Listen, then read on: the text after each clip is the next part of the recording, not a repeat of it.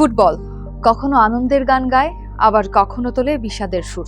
90 মিনিটের স্বপ্ন যখন অতিরিক্ত সময়ের এক গোলেই ভেঙে যায়, তখন স্টেডিয়ামের কান্না অনেক সময় ছড়িয়ে পড়ে শহরের রাস্তায়।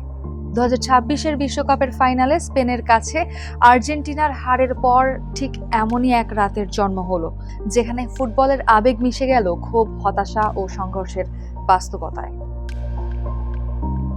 স্পেনের কাছে 1-0 গোলে হেরে বিশ্বকাপ শিরোপা হাতছাড়া হওয়ার পর রাজধানী বুয়েন্স আইরেসের ঐতিহাসিক ওবেলিস্ক চত্বরে জড়ো হন হাজারো আর্জেন্টাইন সমর্থক।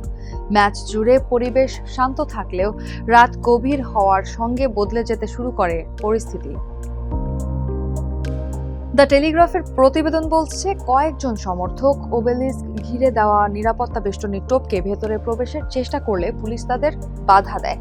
এরপরই ছড়িয়ে পড়ে উত্তেজনা। এক পর্যায়ে পুলিশের দিকে ইট, পাথর ও কাচের বোতল ছুড়তে শুরু করেন বিক্ষুব্ধ সমর্থকরা। জবাবে টিয়ার গ্যাস, রাবার বুলেট ও জলকামান ব্যবহার করে তাদের ছত্রভঙ্গ করার চেষ্টা করে পুলিশ।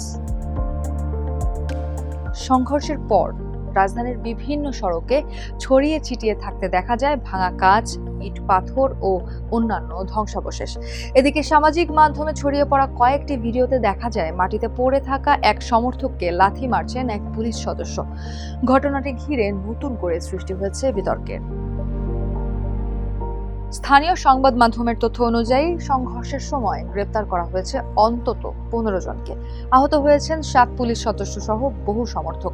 আহতদের কয়েকজনকে ঘটনাস্থল থেকেই নেওয়া হয় হাসপাতালে। পরিস্থিতি নিয়ন্ত্রণে শহরের কয়েকটি গুরুত্বপূর্ণ সড়ক সাময়িকভাবে বন্ধ করে দেয় কর্তৃপক্ষ। বিশ্বকাপ হারলেও দলকে সম্মান জানাতে জাতীয় ছুটি ঘোষণা করার কথা জানিয়েছেন আর্জেন্টিনার প্রেসিডেন্ট হাভিয়ের মিলে।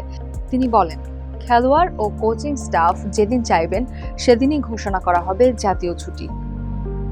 ফুটবল আবেগের খেলা। এতে বিজয় অর্জন যেমন মানুষকে উল্লাসে ভাসায়, তেমনি পরাজয় কখনো কখনো রূপ নেয় নিয়ন্ত্রণ হারানো ক্ষোভে।